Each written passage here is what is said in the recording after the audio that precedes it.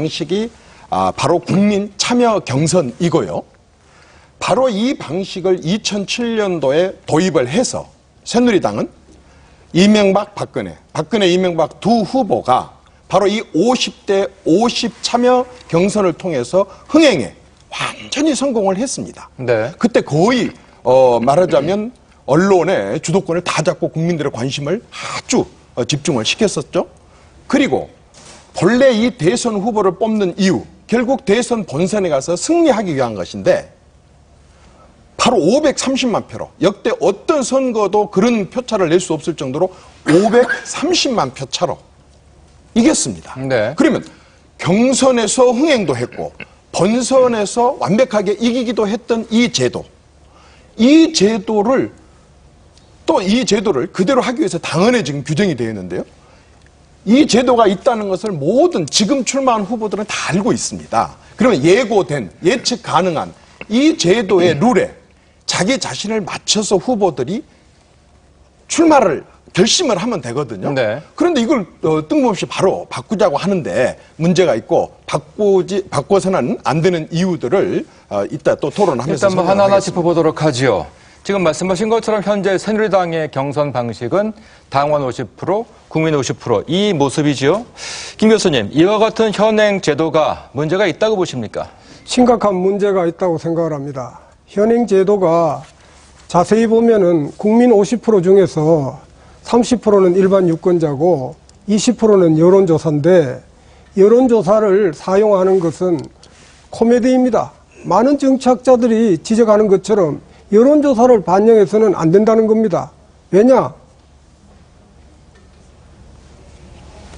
경선에 관심이 없고 또 생각도 없는 사람들을 샘플링 해가지고 그 사람들에게 누구를 지지하느냐고 묻는다는 것이 이게 얼마나 이상한 일입니까? 그리고 일반 유권자들이 30%로 이렇게 제한을 하는데 지금 새누리당의 경우에 선거인단이 23만 1,600명인데 30%는 6만 9천 명 그 숫자에 맞추기 위해서 30만 50만의 일반 유권자가 참여하기를 원하는데도 불구하고 그것을 막고 있지 않습니까? 정당이 어떻게 유권자들의 참여를, 정치 참여를 막고 있느냐 이거예요.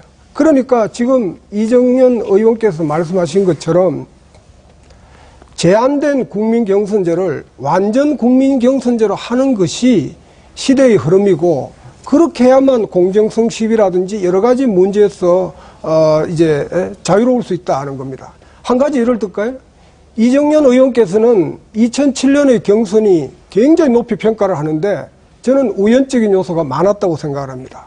단적인 예로 당시의 여론조사는 연령 할당제를 맞추지를 못했습니다. 마감 시간까지.